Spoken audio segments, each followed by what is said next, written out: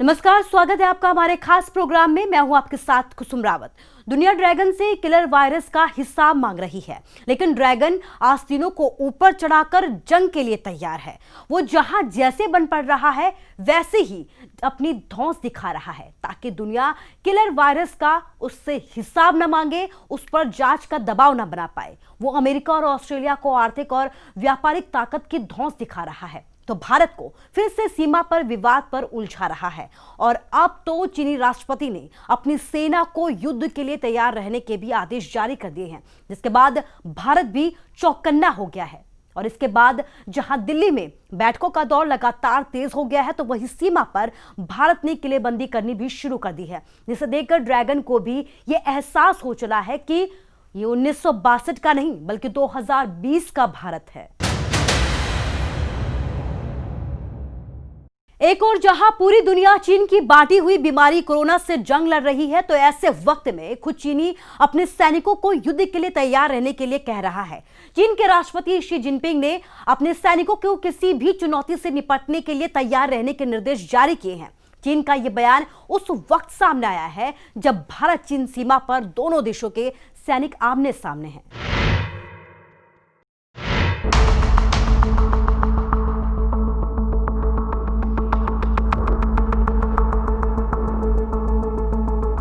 पूरी दुनिया को कोरोना काल में झोंककर चीन अब अपनी दादागिरी पर उतर आया है। अपनी सनक में चूर ड्रैगन कभी अमेरिका को आंखें दिखाता है, तो कभी ऑस्ट्रेलिया को अंजाम भुगतने की धमकी देता है, कभी ताइवान पर कब्जे की बात करता है, और अब लद्दाख में भारत के साथ लगती सीमा पर भी चीनी सैनिकों की दादागिरी आम हो चुकी है। लेकिन भारत ने भी साफ कर दिया है, हम अपने दुश्मनों को जवाब देना अच्छे से जानते हैं। कोई दूसरा मुल्क हमें 1962 वाला हिंदुस्तान समझकर गलत फहमी का शिकार न हो। भारत दोस्ती और दुश्मनी दोनों अच्छे से निभाना जानता है। ये नया हिंदुस्तान है। हमारे बहादुर सुरक्षा बल बंदूक चलाने वाला हो या बंदूक पकड़ाने वाला, बम दागने वाला हो या फिर बम देने वाला हो, किसी को चैन से सोने नहीं देंगे। भारत की ये नीति रही है, हम किसी को छेड़ते नहीं हैं। लेकिन मैं फिर साफ कर दूं कि नए भारत को किसी ने छेड़ा तो वो छोड़ता भी नहीं है। ये हमारे सुरक्षा बलों ने पहले भी कर दिखाया है और अब भी कोई कसर छोड़ी नहीं जाएगी। उधर चीन के राष्ट्रपति शी जिनपिंग ने अपने सैनिकों को किसी भी चुनौती से निपटने के लिए तैयार रहने को कहा है। हालांकि जिनपिंग का ये बयान किसी खतरे को लेकर नहीं था, लेकिन ऐसे वक्त में जरूर आया है जब दोनों देशों के सैनिक आमने सामने हैं। दरअसल पिछले कुछ दिनों से सीमा विवाद को लेकर भारत और चीन के सैनिकों में कई बार झड़प की घटना सामने आ चुकी है। खबर है कि LAC के करीब 10 किलोमीटर अंदर चीनी सैनिक भारतीय सीमा में घुस आए हैं, जिसका भारतीय फौज की ओर से विरोध किया जा रहा है। लेकिन चीनी सैनिक अपने अड़ियल रवैये पर अड़े हुए हैं।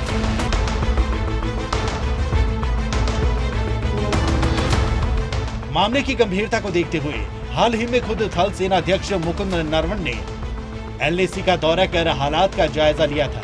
इन इलाकों में भारतीय फौज की स्थिति समझने वाले जानकार मानते हैं कि भारतीय सेना पेंगोंग लेक और गालवन घाटी में चीन की चुनौती के लिए तैयार है। लेकिन चालबाज चीन अब इन इलाकों में अपनी सेना तेजी से बढ़ा रहा है, और यही वजह है कि भारत भी अपने सैनिकों की संख्या बढ़ाने का फैसला ले चुका है। मकसद साफ है, चीन की हर चाल का मुंहतोड़ जवाब देने के लिए फुल प्रूफ प्लान पर काम चल रहा है। सूत्रों से मिली जानकारी ये भी है कि सेना प्रमुख मुकुंद नरवणे शीर्ष अधिकारियों के साथ बैठक करने जा रहे हैं, जिसमें सीमा पर हालात से निपटने पर चर्चा होगी। सेना प्रमुख की यह बैठक उस वक्त हो रही है जब दोनों देशों के बीच सीमा विवाद को लेकर गहमा गहमी चल रही है। जानकारी के मुताबिक हाल के दिनों में LAC पर चीनी सैनिकों की मूवमेंट बढ़ी है। बॉर्डर पर करीब 6 से 7 हजार चीनी सैनिकों की तैनाती देखी जा रही है। ऐसे में भारत ने भी इन इलाकों में अपने सैनिकों की संख्या बढ़ा दी है। सेना से जुड़े जानकारों की माने तो हाल के दिनों में सीमा पर जारी टकराव डोकलाम के बाद का सबसे बड़ा टकराव है। बता दें कि साल 2017 में 16 जून से 28 अगस्त के बीच डोकलाम इलाके में करीब 73 दिनों तक दोनों देशों के सैनिक आमने सामने थे और हालात काफी तनावपूर्ण हो गए थे। लेकिन फिर कूटनीति तरीके से इस मसले को सुलझा लिया गया था। हालांकि इस बार भी विवाद को खत्म करने को लेकर दोनों देशों के सैन्य अधिकारियों के साथ कई दौर की बैठक हो चुकी है, लेकिन बेनतीजा साबित हुई। मतलब साफ है, चीन नहीं चाहता कि भारत के साथ जारी गतिरोध खत्म हो। हालांकि इस बात से चीन भी भली भांति वाकिफ है कि सीमा पर भारत के साथ हालात अब पहले जैसे नहीं है। भारत हर मोर्चे पर अपने दुश्मनों को कड़ी टक्कर दे रहा है, जबकि चीन कोरोना के मुद्दे पर चारों ओर से घिरा है। ऐसे में ड्रैगन की कोई भी गुस्ताखी उस पर भारी पड़ सकती है। हमारे जांबाजों ने भी साफ संदेश दे दिया है, छेड़ोगे तो छोड़ेंगे नहीं। Bureau report, news 18।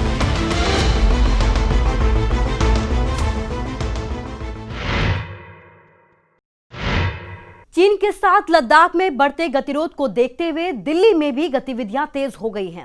उच्च स्तरीय मीटिंग के दौर चलने शुरू हो गए। इसके साथ ही रक्षा मंत्रालय से जुड़े सूत्रों की माने तो इस बार भारत किसी भी कीमत पर बैकफुट पर आने के लिए तैयार नहीं है। एक रिपोर्ट के जरिए पूरी कहानी।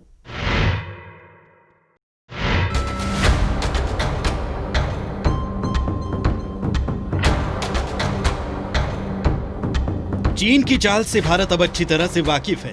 भारत अच्छे से जानता है कि कैसे चीन कभी प्रत्यक्ष तो कभी अप्रत्यक्ष रूप से भारत को डैमेज करने की कोशिशों में जुटा रहता है। लेकिन हर बार नाकामी का स्वाद चखने के बावजूद चीन अपनी चाल से बाज नहीं आता है और एक बार फिर ड्रैगन ने भारत को सीमा विवाद में उलझाकर नया बखेड़ा खड़ा कर दिया है। हालांकि इस बार भारत की भी तैयारी पूरी है और चीन की हर हिमाकत का उसी के अंदाज में जवाब दिया जाएगा। यही वजह है कि लद्दाख से लेकर देश की राजधानी दिल्ली तक शीर्ष अधिकारियों के साथ पीएम मोदी की बैठकें चल रही है। खबर है कि एलएसी पर बढ़ते तनाव को देखते हुए पीएम मोदी ने रक्षा मंत्री राजनाथ सिंह, एनएसए अजीत डोभाल, सीडीएस बिपिन रावत और तीनों सेना प्रमुखों की बैठकें की है।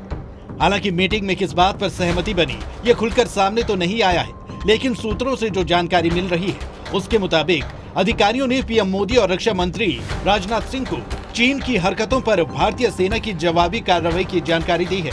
मीटिंग में दो अहम फैसले लेने की भी खबरें सामने आई है, जिसके मुताबिक पहला, इस क्षेत्र में सड़क निर्माण जारी रहेगा और दूसरा, एलएसी पर भारतीय सैनिकों की उतनी ही तैनाती होगी जितनी चीनी सैनिकों की है। दरअसल इसे लेकर भारत सरकार के पास पुख्ता जानकारी है कि चीन एलएसी पर अपने सैनिकों की संख्या बढ़ा रहा है ताकि भारत को दबाव में लाया जा सके। लेकिन भारत ने भी अपना रुख स्पष्ट किया हुआ है, किसी भी कीमत पर झुकना नए भारत को स्वीकार नहीं है।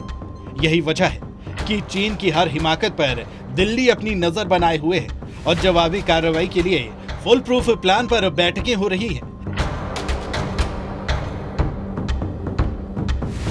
दरअसल चीन विवाद की मुख्य वजह बॉर्डर पर भारत की ओर से बनाई जा रही सड़क को माना जा रहा है। चीन नहीं चाहता कि इन इलाकों में भारत की स्थिति मजबूत हो और यही वजह है कि ड्रैगन लगातार अपनी हरकतों से भारत को परेशान करने की कोशिशों में जुटा रहता है। लेकिन ड्रैगन ये भूल रहा है, ये 1962 का नहीं 2020 का हिंदुस्तान है जो अपने दुश्मनों से बदला लेना बखूबी जानता है। यहाँ आपको जानकर हैरानी होगी कि अपनी ताकत के गुरूर में चूर चीनी सैनिकों की मई महीने में 3 बार भारतीय सैनिकों के साथ झड़प हो चुकी है। तारीख 5 मई, जगह पूर्वी लद्दाख की पेंगोंग झील। शाम के समय पेंगोंग झील के उत्तरी किनारे पर फिंगर 5 इलाके में भारत चीन के करीब 200 सैनिक आमने सामने हो गए। भारत के सैनिकों ने चीन के सैनिकों की मौजूदगी पर एतराज जताया, लेकिन विवाद बढ़ता गया और अगले दिन सुबह दोनों देशों के सैनिकों के बीच झड़प हो गई। विवाद को बढ़ता देख दोनों ओर से आला अफसरों ने बातचीत कर मामले को शांत करवाया। तारीख 9 मई, जगह उत्तरी सिक्किम का नाकू ला सेंटर। जानकारी के मुताबिक यहाँ भी भारत चीन के 150 सैनिक गश्त के दौरान आमने सामने हो गए थे। मामला इतना बढ़ गया कि दोनों सैनिकों के बीच जमकर मुक्केबाजी हुई। आपको यहाँ बता दें कि दोनों देशों के बीच हुए एक समझौते के तहत गोलीबारी नहीं होती है। हालांकि इस झड़प में दोनों ओर से कई सैनिकों के घायल होने की खबर है। बाद में अफसरों के दखल से मामला शांत किया गया। तारीख 9 मई, जगह लद्दाख। ये वही तारीख है जब दोनों देशों के सैनिकों के बीच आपस में झड़प हो रही थी। चीन ने लद्दाख में लाइन ऑफ एक्चुअल कंट्रोल पर अपने हेलीकॉप्टर भेजे थे। हालांकि खबर के मुताबिक चीनी हेलीकॉप्टर ने सीमा को क्रॉस नहीं किया था, लेकिन भारतीय एयरफोर्स ने हेलीकॉप्टर का जवाब फाइटर प्लेन से दिया। भारतीय फाइटर प्लेन को अपनी ओर आता देख चीनी हेलीकॉप्टर अपनी सीमा में दाखिल हो गया। चीनी सेना की ये हरकत उस वक्त देखने को मिल रही है जब भारत ने चीन की पीपल्स लिबरेशन आर्मी यानी पीएलए को गालवन घाटी में टेंट लगाने की घटना पर कड़ा ऐतराज जताया। बावजूद इसके चीनी सैनिक इलाके में तंबू लगाकर तनाव बढ़ा रहे हैं, जिसके बाद भारत ने कड़ा रुख अख्तियार करते हुए इन इलाकों में अपने सैनिकों की मौजूदगी बढ़ा दी है। Bureau report, news 18। जहां चीन सीमा पर भारत को आंख दिखाने की कोशिश कर रहा है, तो वहीं भारत भी उसकी आंखों में आंखें डालकर अपनी तैयारी में जुट गया है। भारत ने भी चीन की सीमा पर किलेबंदी करनी शुरू कर दी है। लेकिन एक खास बात यह है कि युद्ध भावनाओं से नहीं बल्कि हथियारों और सेना की ताकत से लड़ा जाता है। आइए आपको दिखाते हैं दोनों देशों की ताकत क्या कुछ है।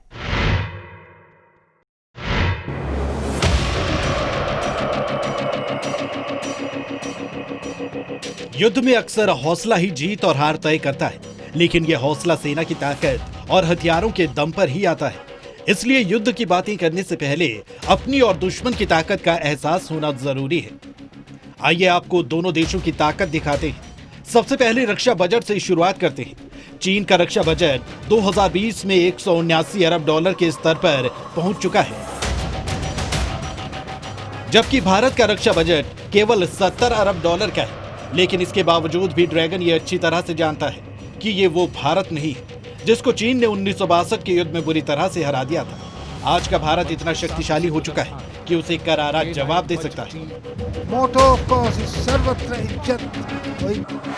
भारत की कुल एक्टिव सेना करीब 13.25 लाख है। भारतीय सेना पैदल लड़ाई के लिए सबसे बेहतर है। सर्वश्रेष्ठ सेनाओं में शुमार है भारतीय सेना। जरूरत पड़ने पर भूखे प्यासे भी युद्ध कर सकते हैं। भारतीय सेना तक रसद पहुंचाना चुनौती है। चीन की कुल आर्मी 23.35 लाख है।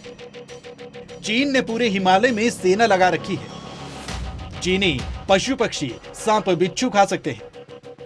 मरे हुए सैनिकों को भी कच्चा खा सकते हैं। चीनी ठंडे इलाकों में आसानी से रह लेते हैं।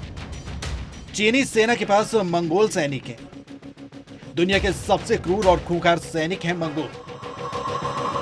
भारत और चीन की सेना की अपनी अपनी ताकत है। चीन के पास जहां वियतनाम युद्ध के बाद लड़ाई का अनुभव नहीं है, वहीं भारत हाल ही में कई लड़ाइयों में पाकिस्तान को धूल चटा चुका है।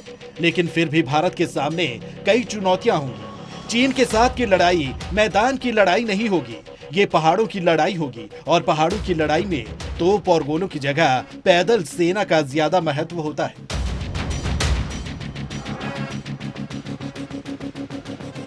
यहाँ पर चीन की सेना के पास एडवांटेज होगा क्योंकि वह हमसे ज्यादा ऊंचे स्थान पर बैठे होंगे। भारत की लड़ाई चीन की सेना से कई मोर्चों पर होगी। ये लड़ाई पाकिस्तानी कश्मीर से लेकर लद्दाख, फिर तिब्बत, नेपाल, सिक्किम, भूटान से होती हुई अरुणाचल प्रदेश, नागालैंड, मिजोरम, त्रिपुरा, मणिपुर और बर्मा तक फैली होगी। तो क्या भारत के पास इतनी पैदल सेना है कि वो पूरे हिमालय क्षेत्र में उसे लगा सके और उसके पास गोला बारूद, तोपें, बंदूकें और खाने पीने का सामान इत्यादि पहुंचा सके? इतना ही नहीं, यदि चीन से लड़ाई शुरू होती है तो पाकिस्तान भारत के खिलाफ एक अलग मोर्चा खोल देगा। सबसे खतरनाक हालात भारत के लिए तब पैदा होंगे जब नक्सली इस मौके का फायदा उठाकर लाल गलियारा स्थापित करने की कोशिश करेंगे। चीन और पाकिस्तान दोनों ही भारत के नक्सलियों को हथियार उपलब्ध कराते हैं। वहीं अगर नौसेना की बात करें तो भारत के पास विमानवाहक युद्धपोत 18 हैं, तो चीन के पास 48, लड़ाकू युद्धपोत 15 है, तो चीन के पास 51 है। भारत के पास विध्वंसक युद्धपोत सिर्फ 10 हैं, तो वहीं चीन की बात करें तो 35। छोटे जंगी जहाज भारत के पास 20 हैं, जबकि चाइना के पास 35 है। पनडुब्बियां 14 हैं, तो चाइना के पास 68 है। भारत के पास गश्ती युद्धपोत 135 है, तो चाइना के पास 220। वहीं भारत में समुद्री बेड़े की ताकत 295 की है, जबकि चाइना की 714। अगर नौसेना की बात की जाए तो चीन भारत के मुकाबले 20 ही बैठता है, वहीं उसकी वायुसेना की ताकत भी ज्यादा है। भारत के पास 1,40,000 सैनिक हैं, जबकि चीन के पास 3,30,000 सैनिक हैं। भारत के पास 1700 एयरक्राफ्ट हैं, जबकि चाइना के पास 2800 एयरक्राफ्ट। भारत के पास 900 कॉम्बैट एयरक्राफ्ट, जबकि चाइना के पास 1900 कॉम्बैट एयरक्राफ्ट हैं। अब अगर भारत की वायुसेना की ताकत की बात की जाए तो फिलहाल हमें चीन पर कुछ मामलों में बढ़त हासिल है। चीन के पास हवा में ईंधन भरने वाले विमान भी नहीं है, इसलिए चीन की वायुसेना के मुकाबले भारत की स्थिति बेहतर है। मिराज 2000, MiG-29, C-17 ग्लोमास्टर मालवाहक विमान और लॉकहीड मार्टिन कंपनी का बनाया C-130J सुपर हरक्यूलिस मालवाहक विमानों के अलावा हमारे पास सुखोई 30 जैसे लड़ाकू विमान जो 3000 किलोमीटर दूर तक मार कर सकते हैं और लगातार 3.25 घंटे तक हवा में रह सकते हैं। इसके अलावा अब भारत के पास फ्रांस का राफेल जेट विमान भी आने ही वाला है, जो कि दक्षिण एशिया में युद्ध का नक्शा ही बदल देगा। भारत के पास ब्रह्मोस जैसी जबरदस्त मिसाइल भी है। इसकी रफ्तार 952 मीटर प्रति सेकंड की है। इसके आगे दुश्मन के रडार भी फेल हो जाते हैं और अगर 30 किलोमीटर के दायरे में दुश्मन का रडार इनका पता भी लगा लेता है तो उससे कोई फर्क नहीं पड़ता, क्योंकि उन्हें रोकने के लिए 30 सेकंड से कम का ही समय होता है। वहीं अगर तीनों सेनाओं की बात करें तो चीन की ताकत भारत से ज्यादा है, लेकिन चीन ये भी जानता है कि भारत के पास ऐसे हथियार हैं जो चीन में भारी तबाही मचा सकते हैं। साथ ही भारत परमाणु हथियार संपन्न राष्ट्र है, इसलिए चीन भारत के साथ किसी बड़ी लड़ाई में उलझने की हिम्मत नहीं करेगा, वो भी ऐसे वक्त में जब अमेरिका समेत कई मुल्क उसे आंखें दिखा रहे हैं। हाँ, सीमा पर कोई छोटी मोटी झड़प जरूर हो सकती है, इसके लिए देश को तैयार रहने की जरूरत है। Bureau report, news 18।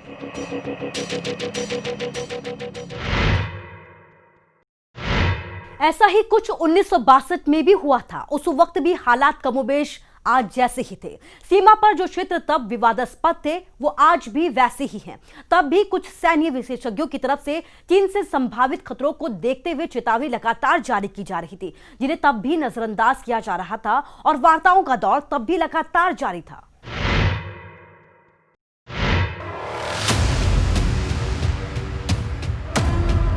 सन 1962 एक ऐसा साल जिसे हिंदुस्तान कभी नहीं भूल सकता, क्योंकि ये वो साल था जब एक पड़ोसी ने भारत की पीठ में खंजर घोंपा था। ये वो दौर था जब हिंदी चीनी भाई भाई जैसे नारे भी खूब गूंजा करते थे, लेकिन तभी चीन ने भारत पर आक्रमण कर दिया। इसलिए 1962 का वो युद्ध आज तक एक रहस्य ही बनकर रह गया है कि आखिर चीन ने भारत पर आक्रमण क्यों किया था। तब से लेकर आज तक आई कई रिपोर्टों में और किताबों के जरिए 1962 के युद्ध को समझने में थोड़ी बहुत मदद जरूर मिलती है, लेकिन पक्के तौर पर आज भी नहीं कहा जा सकता कि चीनी हमले की वजह क्या थी। इतिहासकार रामचंद्र गुहा ने अपनी प्रसिद्ध किताब इंडिया आफ्टर गांधी में काफी विस्तार से उन परिस्थितियों का जिक्र किया है जिनके चलते पंडित जवाहरलाल नेहरू और तत्कालीन चीनी प्रधानमंत्री चाओ एन लाई की दोस्ती धीरे धीरे फीकी पड़ी और फिर दोनों देश युद्ध में उलझ गए। भारत और चीन के बीच तिब्बत का मसला कैसे आया, इन परिस्थितियों की शुरुआत गुहा ने 1950 के दशक के तिब्बत से की है। तिब्बत में चीनी सैनिकों का हस्तक्षेप लगातार बढ़ रहा था। इसके विरोध में 1958 में पूर्वी तिब्बत के खम्पा लोगों ने सशस्त्र विद्रोह छेड़ दिया। शुरुआत में खम्पा लोगों को कुछ सफलता भी मिली, लेकिन अंततः चीनी सैनिकों ने विद्रोहियों को समाप्त कर दिया। इसके बाद दलाई लामा को भी धमकियां मिलने लगी, उन पर खतरा बढ़ गया था। ऐसे में उन्होंने भारत में शरण लेने का मन बनाया। भारत उन्हें शरण देने को तैयार हो गया। प्रधानमंत्री नेहरू से मिलकर दलाई लामा ने उन्हें खम्पा विद्रोह के बारे में जानकारी दी। नेहरू ने दलाई लामा को बताया कि भारत तिब्बत की आजादी के लिए चीन से युद्ध नहीं कर सकता। साथ ही नेहरू ने यह भी कहा कि सारी दुनिया मिलकर भी तिब्बत को आजाद नहीं करवा सकती जब तक कि चीन ही पूरी तरह से नष्ट ना हो जाए। इस वक्त तक भारत और चीन के संबंध और कारणों से भी बिगड़ने लगे थे। इसी समय भारत सरकार को सूचनाएं मिलने लगी कि चीन सीमा के नजदीक बड़े पैमाने पर सड़क निर्माण कर रहा है। जुलाई 1958 में चीन की एक सरकारी पत्रिका चाइना पिक्टोरियल में कुछ विवादास्पद नक्शे छापे गए। इन नक्शों ने नेफा यानी नॉर्थ ईस्ट फ्रंटियर एजेंसी यानी आज का अरुणाचल प्रदेश और लद्दाख के बड़े इलाके को चीन का हिस्सा दिखाया गया था।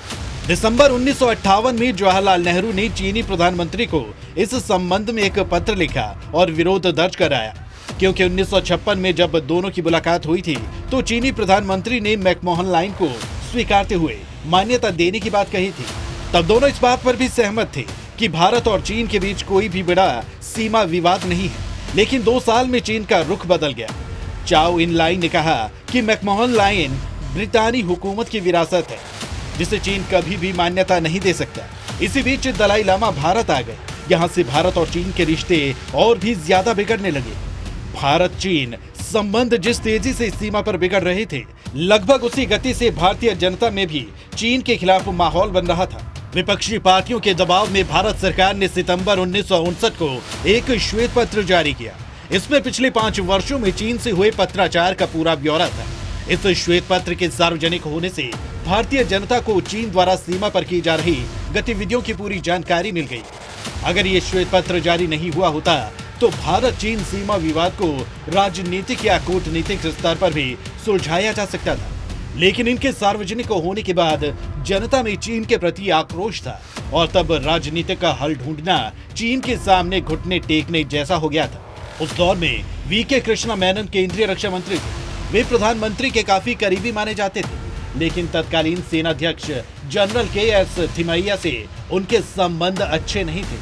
जनरल थिमैया का मानना था कि उनकी सेना को चीन से होने वाले हमले के लिए तैयार रहना चाहिए, लेकिन रक्षा मंत्री मेनन उनकी बात को नजरअंदाज करते रहे। मेनन को लगता था कि भारत को असल खतरा चीन से नहीं बल्कि पाकिस्तान से है, इसलिए सेना का बड़ा हिस्सा पाकिस्तानी सीमाओं पर ही तैनात था। 1960 में नेहरू ने चाओ एन लाई को भारत आने का न्योता दिया। इससे पहले जब 1956 में चीनी प्रधानमंत्री भारत आए थे तो उनका बड़ी गर्मजोशी से स्वागत किया गया। लेकिन 1960 में हिंदू महासभा ने चाओ एन लाई के विरोध में काले झंडे दिखाए। जहां 1956 में उनकी भारत यात्रा के दौरान हिंदी चीनी भाई भाई जैसे नारे दिए गए थे, वहीं इस बार ये नारे बदलकर हिंदी चीनी बाय बाय हो चुके थे।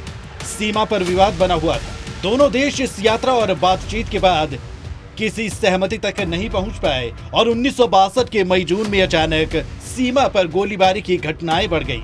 चीनी सेना की कई टुकड़ियां भारतीय सीमा के भीतर घुस आई।